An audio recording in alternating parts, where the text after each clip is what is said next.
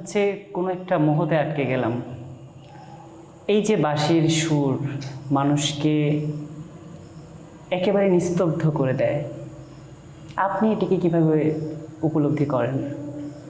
বাঁশি আসলেই বিরহটাকে বহন করে চলে। আমি বাঁশি ধরলে আমার বেশিরভাগই ইমোশন প্রচুর কাজ করে।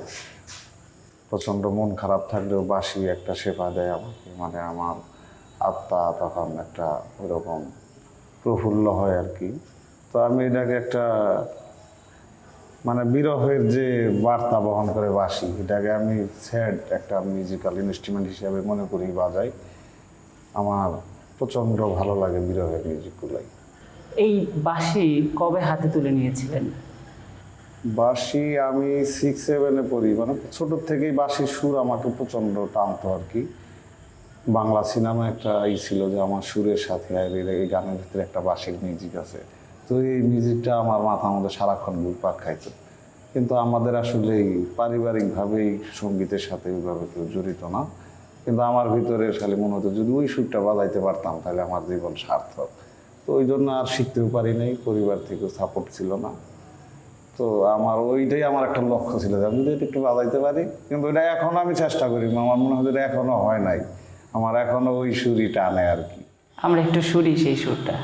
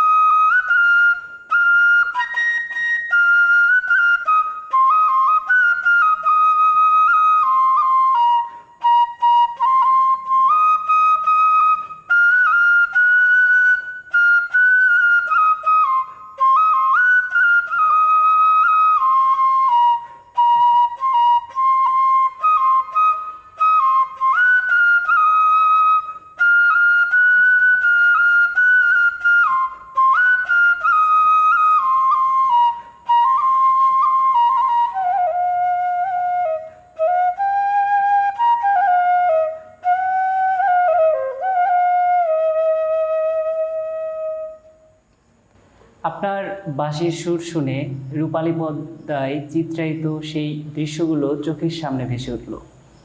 আরে একটা বাঁশিতে সুর তুলতে গানের কথাগুলো তো মুখস্থ থাকতে হয়। কথার চাইতে সুর হচ্ছে ইম্পর্টেন্ট, মানে আপনার সুরটা যেন ভিতরে দোল খায় আর কি। বাঁশিতে তো আর কথা দেওয়া যায় না, ওই সুরের সুরের মাধ্যমে তো কথাটাকে প্রকাশ করতে হয়, তার মানে গানের কথাগুলো তো মাথায় রাখতে হয়। তাহলে আমরা আসলে যেটা দেখি যে যারা সঙ্গীত শিল্পী আছে তারা তো একটি গান হিট হলে রাতারাতি জনপ্রিয়তা পেয়ে যায়, কিন্তু বাঁশির সুর আপনি দিনের পর দিন মানুষকে বিমোহিত করার পরেও সেই জনপ্রিয়তা কিন্তু আসে না।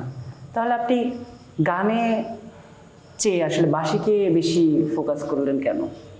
মানে আমার মন কিন্তু বাঁশির প্রতি চরম দুর্বলতা, এবং আমি যখন থেকে বাঁশি বাজাই আমার যারা শুনে তার 90%ই বাঁশির কারণে। মাঝখানে আমি বাঁশির পরে আবার খালি গলায় গান গাইতাম। তো আমারও বাঁশিরও অনেক অডিয়েন্স আছে। আর আমি কিন্তু ওরকম পারি না, কারণ বাঁশির আমার বেসিক শিক্ষা নাই।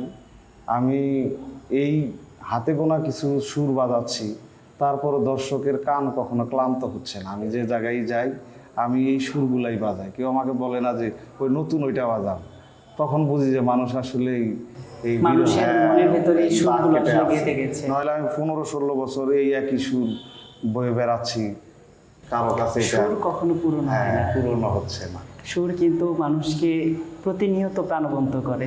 তারপর গানের যে বিষয়টা বললেন, আমরা যে স্টেজে এই গান গাচ্ছি, ঝাঁকানাকা নাচানাচি, আমি মোটামুটি আপনাদের অনেক জায়গায় প্রোগ্রাম করেছি, তো দিন শেষে বাঁশিটা দাগ কেটে থাকে তাদের মধ্যে। বাঁশিটাতেই শান্তি পায়। মানে দেখা যায় যে প্রোগ্রাম শেষ কিন্তু আমাকে তারা ভুলে নাই। দেখা হইলে যে ওই যে আপনি বাঁশি বাজাইছিলেন না, গান কিন্তু নাচানাচি শেষ, গান ভুলে যাচ্ছে যে কোন গানে আমরা নাচলাম, কিন্তু এই জায়গাটা তাদের ভিতরে দাগ কেটে রয়ে।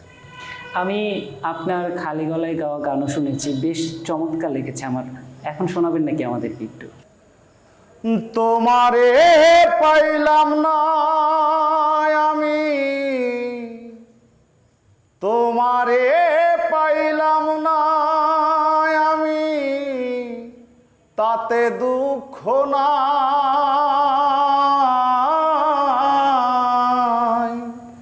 আমি যে তোমার হইয়াছি এই ভেবে সুখ পাই। আমি যে তোমার হইয়াছি এই ভেবে সুখ পাই। জীবনের ওই পারে যদি আরেক জনম থাকে, সাদের জনম বন্ধক দিয়া পাই যেন তোমারে।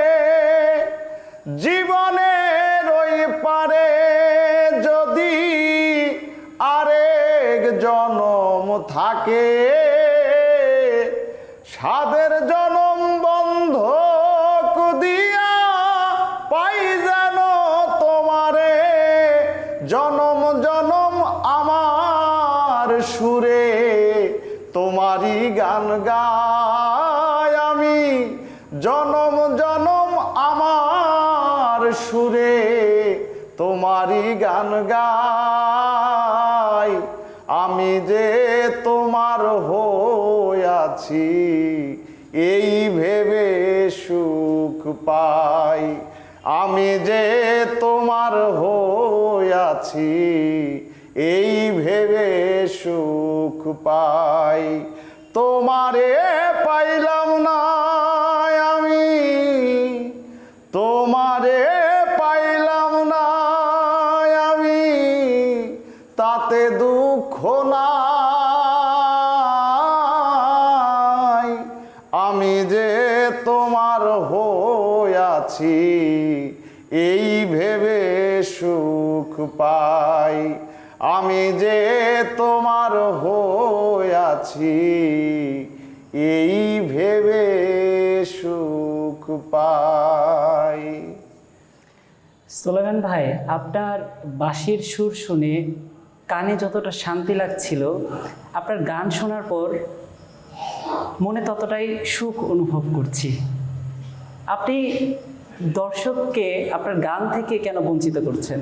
না, আমি গানও গাচ্ছি। আসলেই আমি যেটা মনে করি যে মিউজিক এগুলা শিখে আসার বিষয়।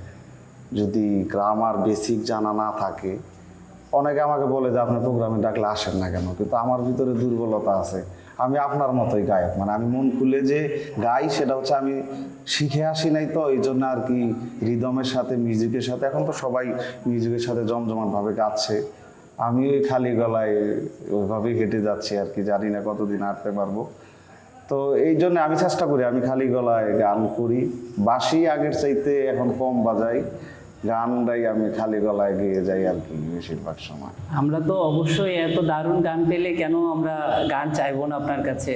তবে সোলাইমান ভাই, একটা বিষয় হচ্ছে যে সবসময় তো আসলে বিচ্ছেদের সুর মানেই বাঁশি, মানে বাঁশি মানেই বিচ্ছেদের একটা আবহ কিন্তু আমরা পাই। আবার বাঁশিতে কিন্তু আমরা উৎসবের আমেজও পাই, বিশেষ করে বিয়ের সময় বা বিয়ে বাড়িতে সানাইয়ের সুর বা বাঁশির মাধ্যমে যে সুর, এটা যেমন একদিকে আনন্দিত করে, তেমনি কিন্তু অন্যদিকে একটা কেমন যেন মনের ভেতরে একটা কষ্টের অনুভব জন্ম দেয়। বাঁশি মানেই কি কষ্ট। বাঁশি আসলে কষ্টটা মানুষ বেশি মনে রাখে, কারণ সুখী মানুষের চাইতে দুঃখ ধারণ করা লোকের সংখ্যা অনেক বেশি। হাসি খুশি থাকলেও ভিতরে অনেকের ভাঙচুর হয়ে যাচ্ছে, যেটা আমরা অনেকে দেখি না। এই জন্য নিরিবিল আমাকে অনেকে ফোন দা বলছে যে আপনার বাঁশি শুনে আমি কান্না করছি নিবৃত্তি। অনেক সময় রাত্রেবেলায় কেউ বলে যে বাঁশি চাইরা তারপর ঘুম আসি। তো ওই আসলে তাতে বোঝা যায় যে বিরহটা দুঃখটা মানুষ পুষে রাখে দীর্ঘদিন, এই জন্যই বাঁশিটা বেশি টাচ করে আর কি, বিরহের মিউজিকগুলাই। আচ্ছা, এমন কোনো ঘটনা আপনার মনে আছে যে আপনি বাঁশি বাজাচ্ছেন, সামনে দর্শকরা আপনার বাঁশির সুর শুনে কান্না করছে? আমি মানে বাঁশি বাজানোর পর দর্শকরা জড়ায় ধরছে আর কি, যে তার ভিতরে দেখা যায় ইমোশনটা জাগ্রত হয়ে গেছে। কারণ আমি তো জমজমাট বাজাইতেও পারি না, আর ভিতরে ওটা ধারণও করি না। আমি বিরহের মধ্যে জানেই যাই, দেখবেন যে আমার এই সুরগুলাই আমার ভিতরে, এই আমার এরিয়াটা হচ্ছে বিরহ কেন্দ্রিক আর কি, এখান থেকে বের হতে পারি না আমি। এটা এক প্রকার মানুষকে বশ করে রাখা। মানুষকে বশ করতে কেমন লাগে আপনার? আসলেই আমার কাছে আনন্দটা দীর্ঘস্থায়ী থাকে না। আপনার দুঃখ বেদনাটা আপনাকে দীর্ঘ রাস্তা হাঁটাবে, মনে থাকবে। এটা আনন্দ আমরা মুহূর্তেই ভুলে যাই, দুঃখ ভুলি না। ঠিক এই মুহূর্তে কোন দুঃখের স্মৃতিটা মনে পড়ছে? দুঃখের স্মৃতি মনে পড়ছে যে আমি যদি এই পারিবারিক সাপোর্ট, মানে এই বাঁশি শিকার পিছে, তাহলে হয়তো আমি আর অনেক ভালো করতে পারতাম।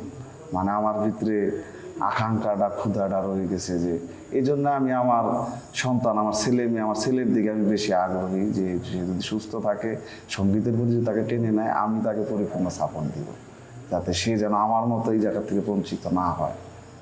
আপনার কথাগুলো না বাঁশির সুরের মতোই খুব সুমধুর লাগছে। আমরা আরেকটা বাঁশির সুর শুনে আসি।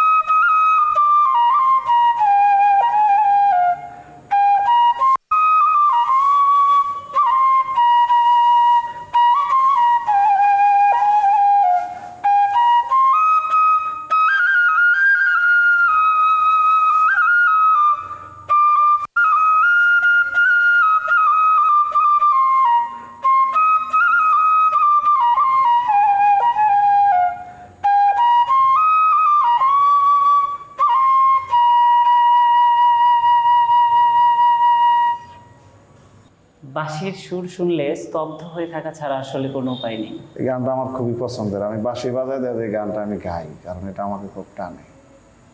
শোনাবেন নাকি? গাছের বল হয় শিকড় বাকড়, মাছের বল হয় পানি,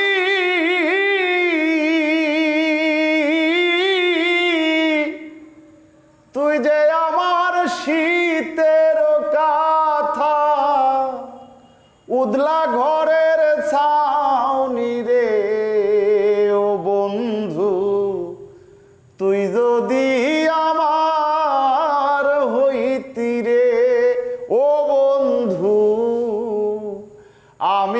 হইতাম তো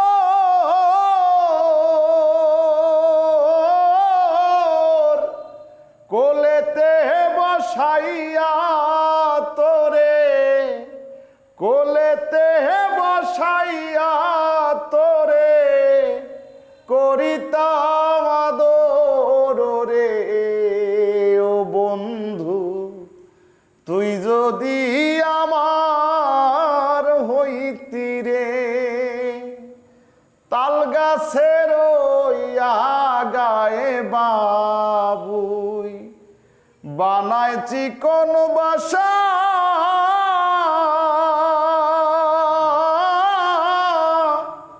বাতাস আইলে রঙের দোলে আমার নাই সে আশা রে। ও বন্ধু তুই যদি আমার হইতি রে, ও বন্ধু আমি হইতাম তো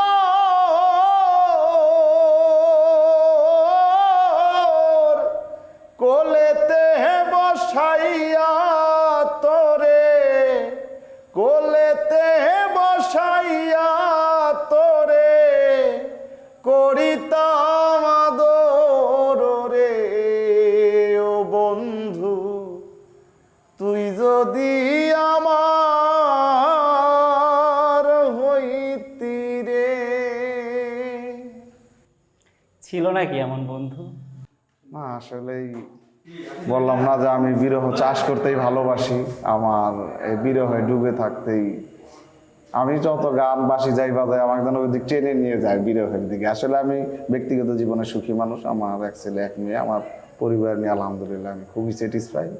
এই যে এত সুখী একজন মানুষ নিজের শখ পূরণ করছেন, নিজের যে শিল্পের ক্ষুধা আছে সেটিকে আপনি নিবারণ করছেন, কিন্তু প্রচারের মাধ্যম থেকে এতটা আড়ালে কেন থাকছেন আপনি? নিজেরও একটা দুর্বলতা আছে যে আমার মনে হয় না যে আমি পারি, এরকম আমার কখনো মনে হয় না, বিদায় আমি আসলে কোথাও ওইভাবে মানে নিজ ইচ্ছা, অনেকে বলে না যে ভাই আমার একটা ওইরকম আমার কখনো, আমি এই যে এভাবে আড্ডা দিচ্ছি এভাবে গাচ্ছি এটা আমার স্বাচ্ছন্দ্য। আমি এখনো স্টেজে উঠলে আমার মানে আমি যে আমিটাকে ভুলে যাই, আমি ওইরকম ভাবে মানে নিজের মতো পারফর্ম এখন আমি স্টেজে দিতে পারি না। আমার এখন এই যে এই জায়গাটা ভালো লাগতেছে, আমি নিরিবিলি আমার মতো করে, আর ওখানে আমার মনে হচ্ছে আমি রোবট হয়ে গেছি আর কি। আমি মানে মাটির মানুষ, মাটির স্পর্শে থাকতে ভালো লাগে জি আপনার? জি, গ্রাম চিরকাল ভালো, ঢাকা আমার আসে অভিশপ্ত শহরের মতো মনে হয়। আমার ঢাকা দম বন্ধ হয়ে আসে, আমি ঢাকায় গেলে কতক্ষণে বাড়ি ফিরবো, আমার এরকম একটা। গ্রামে তো একটা শান্ত ছিমছিমে জীবন, আপনি দম খুলে নিঃশ্বাস নিতে পারবেন। ঢাকা শহর তো আপনার মানুষ ঘেঁষা নিঃশ্বাস, এখানে মন ফুলে আপনি নিঃশ্বাস নিতে পারবেন। কিন্তু নিঃশ্বাসে তো আসলে বিশ্বাস নাই, এত কিছু ভেবে কি আসলে জীবন চলে? এই জন্য কবি বলে গেছে, একদিন মাটির ভিতরে হবে ঘর রে, মন আমার কেন বাঁধো দালান ঘর রে, মন আমার কেন বাঁধো দালান ঘর। নাই বিছানা নাই রে বালিশ, ভেতরে ঘর অন্ধকার, তার ভিতরে পড়ে রবে ওরে মনির সরকার। নাই বিছানা নাই রে বালিশ, ভেতরে ঘর অন্ধকার, তার ভিতরে পড়ে রবে ওরে মনির সরকার। কিসের ইষ্ট পুত্র, কিসের ইষ্ট মিত্র, দম ফুরাইলে সবই হবে পরে, মন আমার কেন বাঁধো দালান ঘর রে, মন আমার কেন বাঁধো দালান ঘর। একদিন মাটির ভিতরে হবে ঘর রে, মন আমার কেন বাঁধো দালান ঘর। আমাদের বাস্তবিক জীবনে তো আসলে অনেক চাহিদা, মানুষ ভেদে আসলে ভিন্ন ভিন্ন চাহিদা থাকে। আপনি আসলে ঠিক কতটুকু পেলে নিজেকে সুখী মনে করেন? আপনার চাহিদা যত নিয়ন্ত্রিত, আপনি তত সুখী মানুষ। আপনার চাহিদার যদি লাগাম না টানতে পারেন, আপনি তত আমার কাছে সুখী মানুষ না।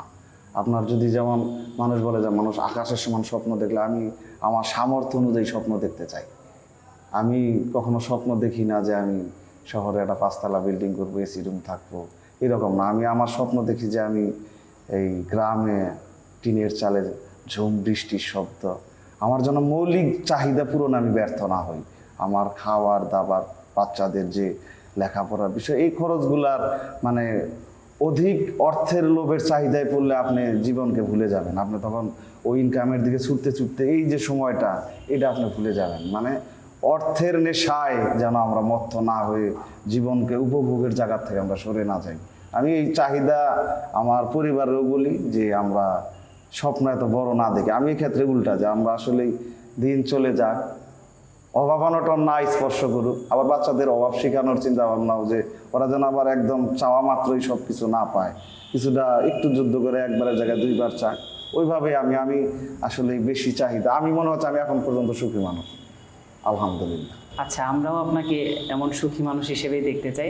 আচ্ছা সোলাইমান ভাই, ধরেন ঝুম বৃষ্টি হচ্ছে, আপনি একটা টিনের ঘরে বসে আছেন, টিনের চালে ঝমঝম বৃষ্টির শব্দ, সেই সময় কোন বাঁশির সুরটা একদম মানুষকে আকৃষ্ট করবে? আমরা একটু সেই রকম একটা সুর শুনতে চাই আপনার আমি কাছে। একটা ওই রাগ বাজাই আর কি, যেটা শিবরঞ্জন নিয়ে, আমি ওইটাই একটু বাজাচ্ছি আর কি।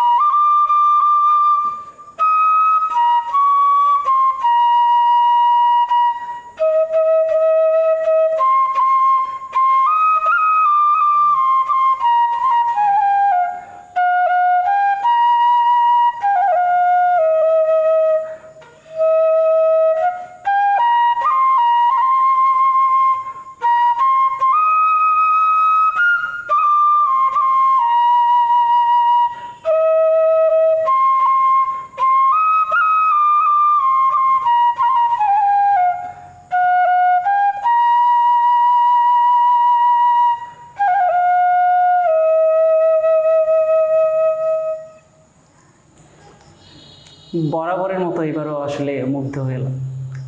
আসলে আপনার বাঁশির সুর শুনলে মুগ্ধতা ছড়াবেই। কিন্তু সোলাইমান ভাই, এই বাঁশির সুর নিয়ে গ্রাম বাংলায় অনেক ধরনের মিথ প্রচলিত আছে, সেই বিষয়ে কি বলবেন আপনি? না, ওই যে অনেকে বলে যে বাঁশি বাজাইলে পরি নেমে আসে, এগুলো আসলেই একটা ভ্রান্ত ধারণা। হয়তো ঘোরের মধ্যে কিছু দেখতে পারেন, কিন্তু আমি আমার লাইফে কখনো ফেস করি নাই, এবং এটা আমার বিশ্বাসও হয় না আর কি। কিন্তু আপনি দেখা যাবে একটা নিরিবিলি ভুতুরে জায়গায় বাজাচ্ছেন, তখন মন মানসিকতায় ঝিঝি পোকার শব্দ, অন্যরকম একটা, তখন ভয় লাগে আর কি, কারণ সুর তো অনেকেরই পছন্দ। যাই হোক, আপনার সঙ্গে আড্ডা দিয়ে গল্প করে অনেক ভালো লাগলো। এখন যেহেতু গভীর রাত নেমে এসেছে, আমাদেরও তো বাড়ি ফিরতে হবে, আমরাও বাড়ি ফিরবো। তবে আপনার বাঁশির সুর শুনতে শুনতে বাড়ি ফিরবো। তার আগে আপনি আপনার যে অনুরাগীরা আছে তাদের উদ্দেশ্যে কি বলতে চান, বা যে অভিভাবকরা আছে তাদেরকে আপনি কি পরামর্শ দিতে চান? আমরা বাংলা গানকে ভুলে না যাই, বাংলার যে ইনস্ট্রুমেন্ট এগুলো ভুলে না যাই। আর আমি অভিভাবকদের প্রতি বলবো যে আপনারা এই বাঙালিয়া যে ইনস্ট্রুমেন্টগুলো আছে, দোতারা, বাঁশি, এগুলার প্রতি যেন বাচ্চাদের আগ্রহী করে তুলে। আমরা সব কিছুতে ওয়েস্টার্ন ফলো না করে আমরা যে আমাদের যে মাটির যে শিকড়ের যে ইনস্ট্রুমেন্টগুলো আছে এগুলোর প্রতি যেন আমরা তাদের উৎসাহী করি এবং সর্বোত্তম সাপোর্ট যেন তারা পায় আর কি। আর সময় টিভিকে অসংখ্য ধন্যবাদ। আপনাদের প্রোগ্রাম আমরা নিয়মিত দেখি। এই যে অনেক জায়গায় এখন অনেকেই গান গাচ্ছে, এই জিনিসগুলো তুলে আনা এটা খুবই ভালো লাগে, কারণ এগুলা আনা দরকার যাতে মানুষ আগ্রহী হয় বাংলা গানের প্রতি। এখন ফোক সবাই শুনতেছে, এটা ভীষণ ভালো লাগতেছে আর কি। ধারা অব্যাহত থাকুক। ধন্যবাদ সময় টেলিভিশনকে। আমরাও চাইবো আপনাকে সবসময় হাসি খুশি একজন সুখী মানুষ হিসেবে দেখতে, এবং আপনার নতুন নতুন কাজ আমাদেরকে মুগ্ধ করবে এমনটাই প্রত্যাশা। আর আপনার যে স্বপ্নগুলো আছে, আমি চাই আপনার সেই স্বপ্নগুলো পূরণ হোক। যেহেতু আজ অনেক রাত নেমে এসেছে, চলুন আমরা আপনার বাঁশির সুর শুনতে শুনতে ঘরে ফিরে যাই।